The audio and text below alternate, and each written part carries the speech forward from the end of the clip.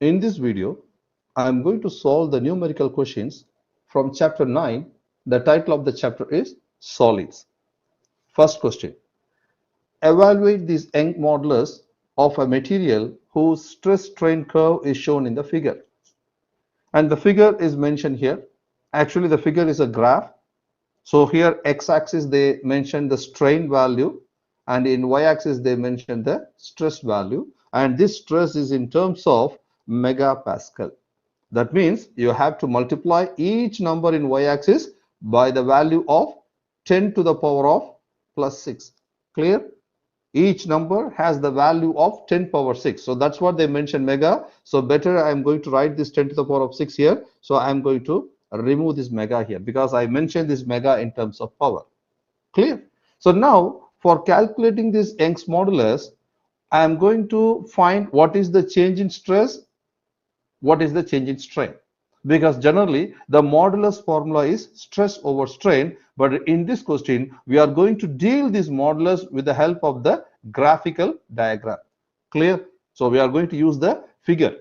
The figure is nothing but a graph. Clear? So what I'm going to do, first of all, I'm going to write the rule y, which is equal to change in stress over change in strain. So as I mentioned earlier, in y-axis they mentioned the stress values, in x-axis they mentioned the strain value, but you have to see this red color line. For some area you will get a perfect straight line, am I right? But from the elastic point it is not a perfect straight line, it is a little bit curved line, am I right? But if you want to calculate the slope, you have to consider the straight line region. So in these straight lines you can choose any 2 points for both x-axis and both y-axis. So here I have to choose 2 points from y-axis and I have to choose 2 points from the x-axis, and then I'm going to apply the rule because generally we studied the formula for the slope. What is the formula for the slope? The formula for the slope, which is equal to delta y over delta x. Clear? So in y-axis we have the stress, that's what we wrote here as a change in stress, and in x-axis we have the strain, that's what I wrote here as strain. So for that we need the values, am I right? So what is change in y? y2 minus y1 over x2 minus x1. Likewise, I have to take 2 points from this. So what I'm going to do, I'm going to consider 2 points. What are they? My y1 value here is 0. My y2 value here is 200. Understand? Likewise, I'm going to choose 2 points in the x-axis. So this 0.02 is my x2 value. Again, this origin I'm going to consider as x1. Now what I'm going to do, I'm going to substitute the value here. So I have to mention these values in this formula. Change in stress is nothing but y2 minus y1. So what is our y2 value here? 200 multiplied by 10 to the power of plus 6 because it is in megapascal minus it's 0 megapascal. So 0 megapascal is nothing but 0. Clear? Anything multiplied by 0 is 0. Divided by 0.002 minus 0 because here they mention only the strain value, there is no mega values, am I right? So just a value I have to write here. So now we have to calculate what is our stress over strain. So I have to use my calculator. So 200 multiplied by 10 to the power of 6 divided by 0.02. So I got the answer as 1 multiplied by 10 to the power of 11 Pascal. Clear? Or if you want to write the values in terms of Pascal, megapascal, either you can write this one or 1 multiplied by 10 to the power of 5 megapascal. Clear? Because this mega has 10 to the power of 6. So here we have 10 to the power of 5. So when you just multiply, you will get the same answer. But better you just use your calculator. What value you got from that, just write as it is. Clear? Okay, now we have to answer the second question. A steel bar 6 meter long and with a rectangular cross section of 5 centimeter multiplied by 2.5 centimeter. That means its length and breadth is given. By using the length and breadth, we can easily find the area. So what is our area? The first one represents the length and the second one represents the breadth. So what is the rectangular area? Area, which is nothing but length multiplied by breadth. So better I am going to find the area first. So 5 centimeters. So I have to write 0.05. What I did, I just simply convert the centimeter to meter.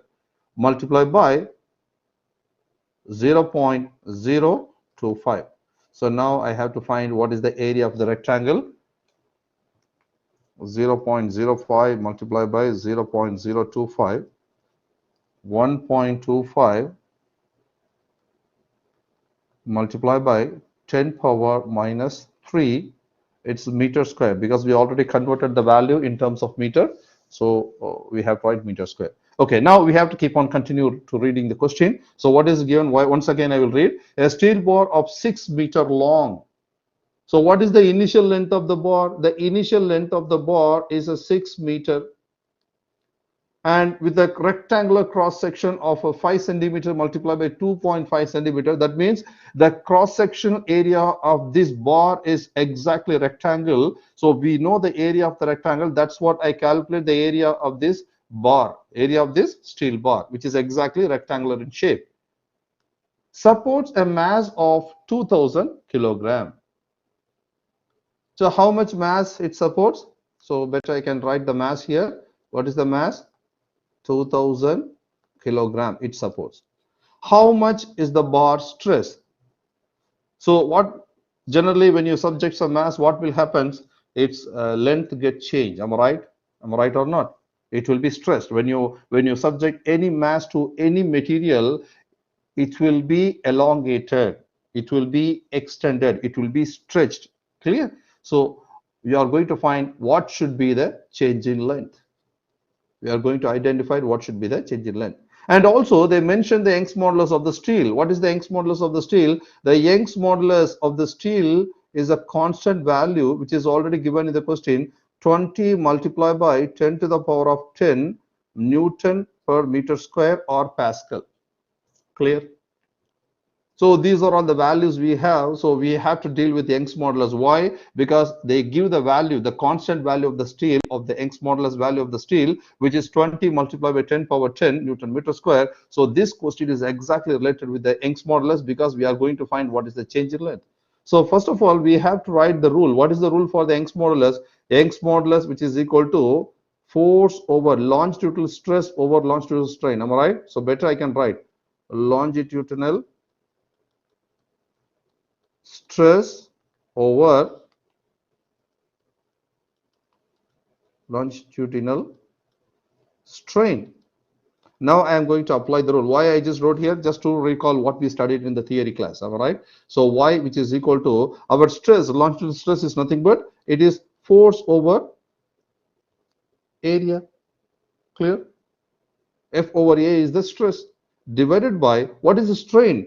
Here the length get changed. Am I right? That means strain formula is nothing but change in dimension over original dimension. But here what is the dimension? The dimension is related with the length. So change in length over original length. So change in length over original length is the formula for the longitudinal strain. So now if you rearrange this equation, what you will get, F over A multiplied by L over delta L. So you will get the rule of the Young's modulus is FL over A delta L, right? So better I write the formula again, once again, y, which is equal to FL over A delta L. But what we have to find, we are going to find what should be the value of this delta L. So you have to again rearrange this equation. When you rearrange this equation in terms of delta L, you will get delta L, which is equal to this y will come to the right hand side of the denominator. Therefore the equation become FL over A multiplied by y. Clear? Now what is this F? Is there any information about this F is given X? F is nothing but the force. So how we can find this F? With the help of this mass, because generally we studied F, which is equal to M multiplied by G, right? So therefore F, which is equal to 2000 multiplied by 9.8. you will get the force. Am I right? So 2000 multiplied by 9.8 gives exactly 19600 Newton. So now I'm going to substitute the value one by one. So what is the force just before we find as 19600, and what is our length? The length is mentioned. What is the original length? The original length of the steel bar is 6 meter divided by area of this steel bar, which is exactly rectangular in shape. We already found the value of the area. What is that value? 1.25 multiplied by 10 to the power of minus 3 multiplied by the Young's modulus of the steel. What is the Young's modulus of the steel? 20 multiplied by 10 power 10. Now I'm going to find what should be the change in length. So we have to calculate. So 19600 multiplied by 6 divided by 1.25 10 power minus 3 multiplied by 20 10 power plus 10. Clear? So the answer I got is change in length is 4.704 multiplied by 10 power minus 4. What's the unit? The unit should be in meter. Clear?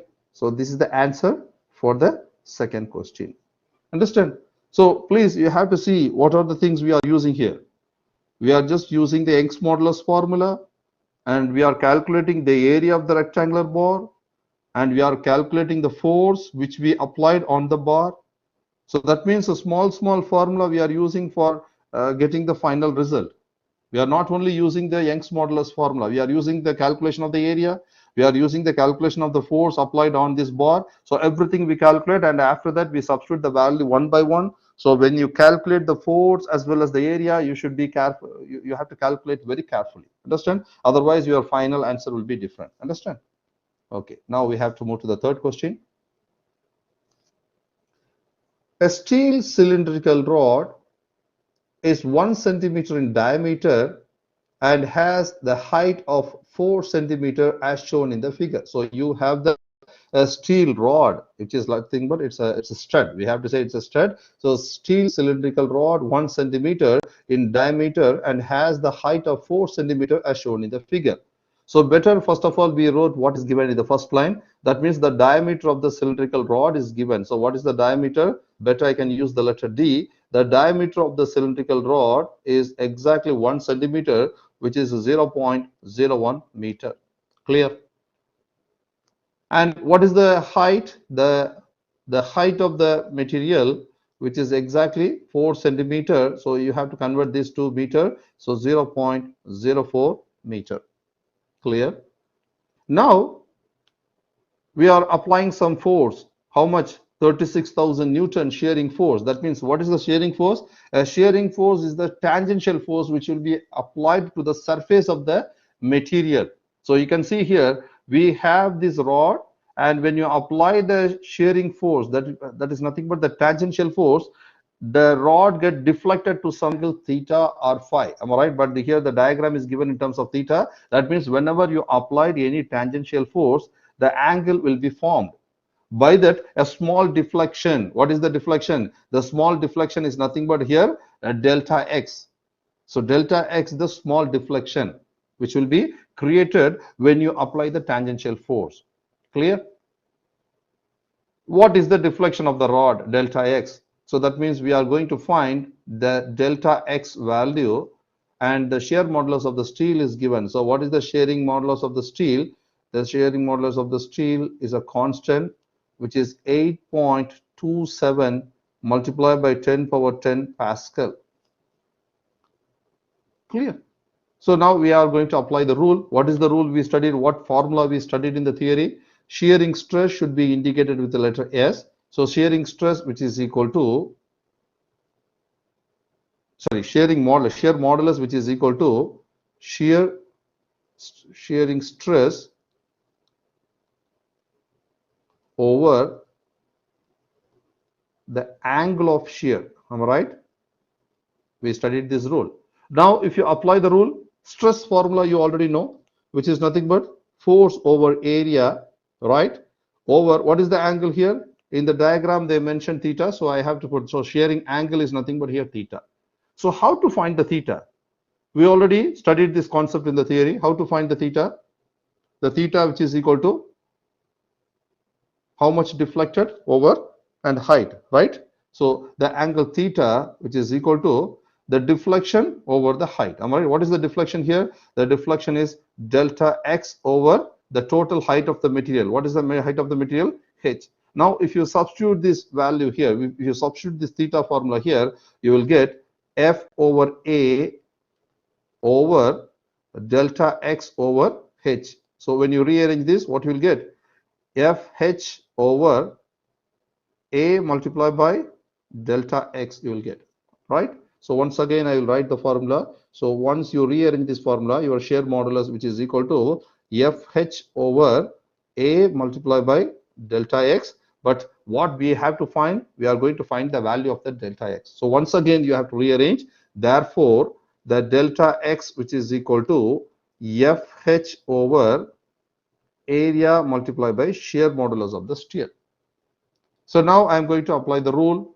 Force value is given. How much force value is given here? Exactly 36,000. So better I will write the force here. What is the force? 36,000. Am I right? 36,000 Newton. And we have the height value which is 4 centimeter, which is 0.04 meter. But what is the area? Because generally if you see the cross-section area of the rod, it looks like a area of the circle, right? So what is the formula for area of the circle? We studied the area of the circle. We studied the area of the circle, which is equal to pi r square, right? What is this r? R is the radius, right? So radius, we studied radius, which is nothing but diameter over 2. When you divide this diameter by 2, you will get the radius. Am I right? So better, I no need to go for the radius. I am going to substitute this formula directly. So we have r square. Therefore, the area of the cross section of this cylindrical rod, which is equal to pi multiplied by d square over 4. How we got d square over 4? You have to square this value, r which is equal to d over 2. Therefore, r square which is equal to d square over 4, right? Now substitute the value, you will get the area. So area multiplied area which is equal to pi multiplied by, what is our diameter? Our diameter is exactly 0.01 square over 4. So what should be our answer for the area? Pi multiplied by 0.01 square over 4. So the answer for the area is 7.85. 7.85 multiplied by 10 power minus 5 meter square. So this is the answer for the area. Now I am going to substitute this value one by one. So what is our force? The force applied here. Therefore delta x which is equal to the force applied here is 36,000, right?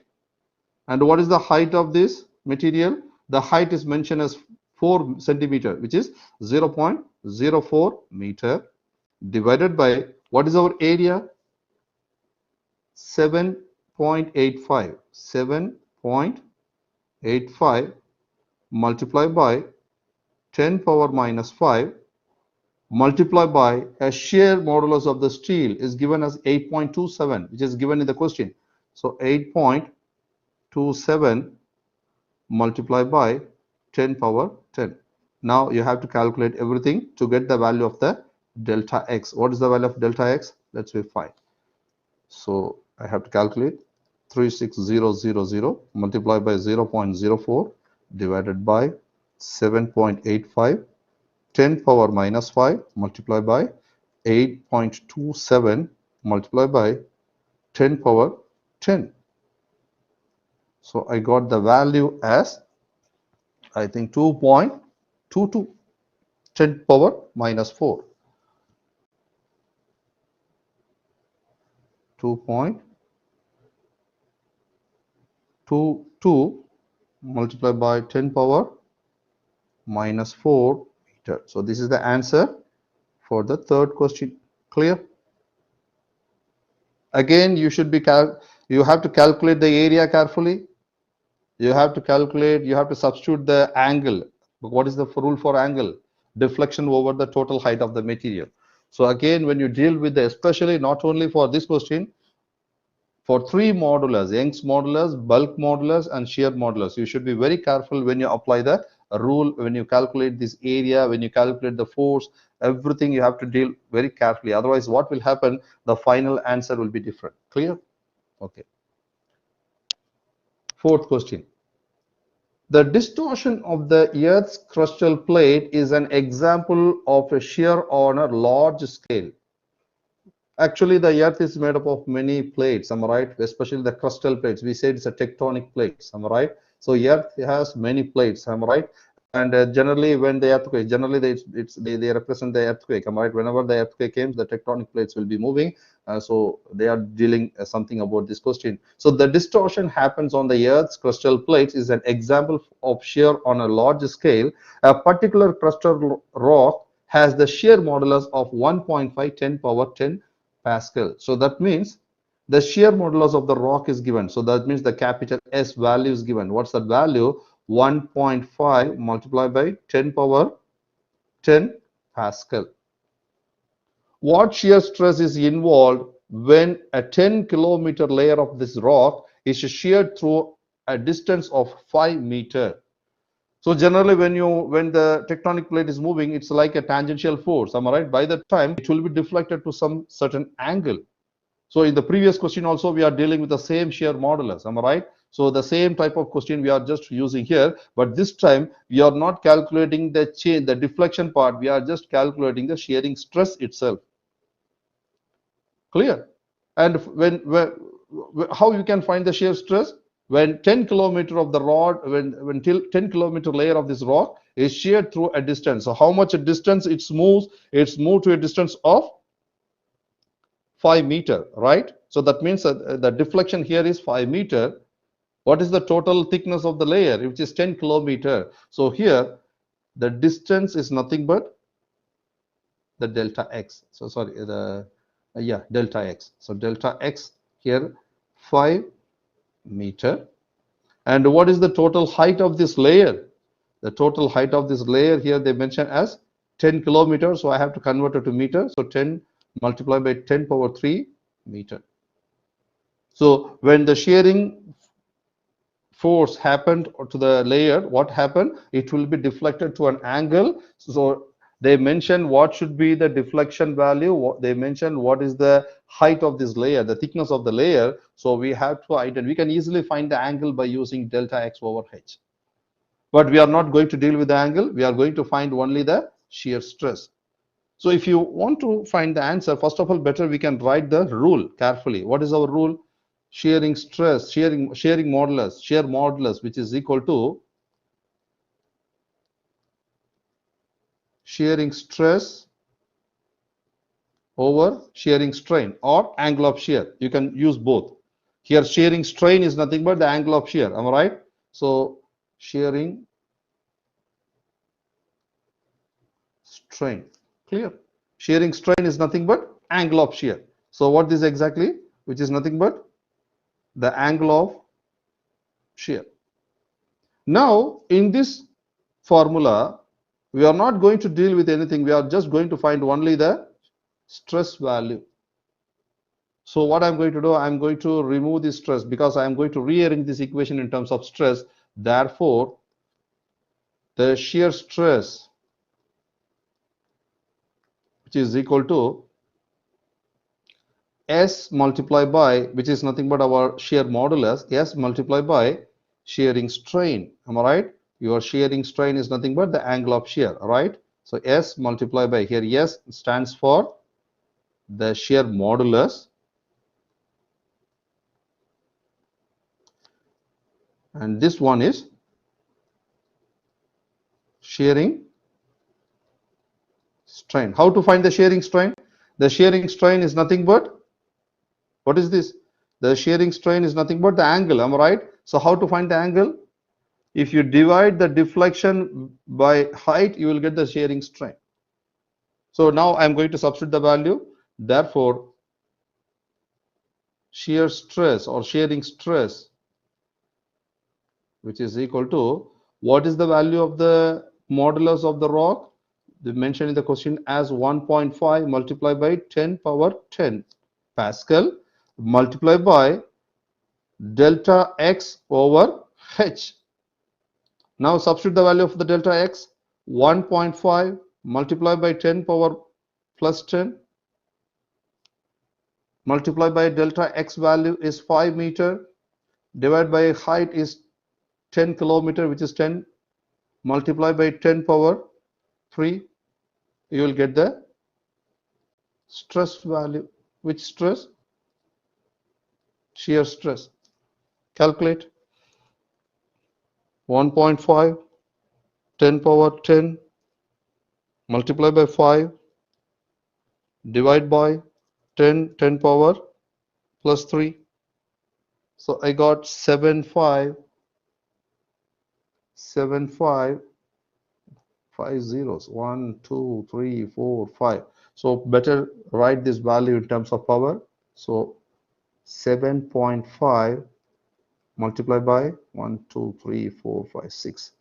10 power 6. What's the unit for the stress? Newton per meter square or Pascal. Clear? So this is the answer for the fourth question. Understand? Fifth question. Now we have to deal with fifth question. What is given in the fifth question? A hydrostatic pressure contains 5 multiplied by 10 power minus 3 meter cube of oil. Clear? That means a hydraulic press contains this much of oil. Find the decrease in volume of the oil. Find in the decrease. That means the volume get changed. Am I right? So we are going to find what should be the change in volume. So I think directly I'm going to write the rule because the value of the bulk modulus is given. So what is the rule for the bulk modulus? The rule for the bulk modulus is the bulk modulus should be indicated with the letter B, which is equal to, what's the rule? Bulk stress or volume stress. Am I right? So bulk stress over bulk strain. So here the stress rule is F over area over, this is related with the volume. So change in volume over original volume. And what we studied in the theory. So when you just deal with the bulk stress, here force over area is nothing but the pressure. You are applying the force in all sides of the object. Am I right? So that means whenever you come for this bulk modulus, the F over A is nothing but our pressure value. Therefore, pressure over delta V over V, right? So therefore, the bulk modulus, which is equal to PV over delta V. This is the rule. Clear? But we have to put minus. Why? Because whenever you are dealing with a bulk modulus, there will be change in volume. That means its volume will change. That's the reason we put negative. So again, we are going to find the decrease in volume. That means the answer should be negative. Am I right? Because generally when the volume gets decreased, it should be indicated with the sign negative. So now first of all, we have to write what is given in the question. What are the things given in the question? They mentioned the hydrostatic pressure of the oil. Hydrostatic pressure contains 5 multiplied by 10 power minus. That means the initial volume is given. What is the initial volume of the oil? 5 multiplied by 10 power minus 3 meter cube. And how much pressure you are applying? The pressure you applied is 3000 kilopascal. Okay, brother, you should be very careful. Kilo means 10 power plus 3. So kilopascal we have to apply. And what is the bulk modulus of this? The bulk modulus, the constant value, is given as 1700 megapascal. The mega stands for 10 power 6. So now what we are going to find? We are going to find what should be the change in volume. So I have to rearrange this equation. So when you rearrange these equations, what you'll get? Therefore, delta V, which is equal to minus P multiplied by V over B, right? Now substitute the value carefully and please calculate. So minus the pressure you applied is 3000 kilopascal. So I have to multiply 3000 with 10 power plus 3. Kilo means 10 power plus 3. Multiply by the initial volume of the oil. What is the initial volume? 5 multiplied by 10 power minus 3 divided by, what is the bulk modulus value? 1700 megapascal. What is the mega stands for? Mega stands for 10 power plus 6. So I have to calculate what is the change in volume. Generally the volume will be decrease. Am I right? So let's calculate. Minus 3000 multiplied by 10 power 3 multiplied by 5 10 power minus 3 over 1700 10 power plus 6. I got the answer as 8.82. What is the change in volume?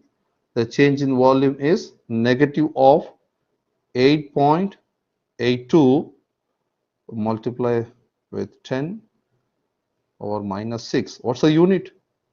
Unit meter cube. Clear? So this is the answer for the fifth question. The most important in this bulk modulus, Young's modulus and shear modulus is nothing but identify the values. Which one is the initial volume, which one is the change in volume, which one is the initial length, which one is the final length, change in length, and all these things you have to identify by reading the questions very carefully. Otherwise, it's really very hard to calculate the answer. Clear? So this is the answer for our fifth question. And sixth question is the fill in the blanks. So what is given? The unit of the stress. What is the unit for stress? We studied stress which is equal to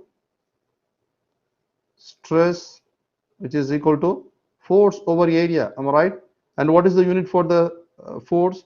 Newton over meter square or Pascal. So either you can write, because they did not mention what is the SI unit. Am I right? So either you can write Newton over meter square or Pascal.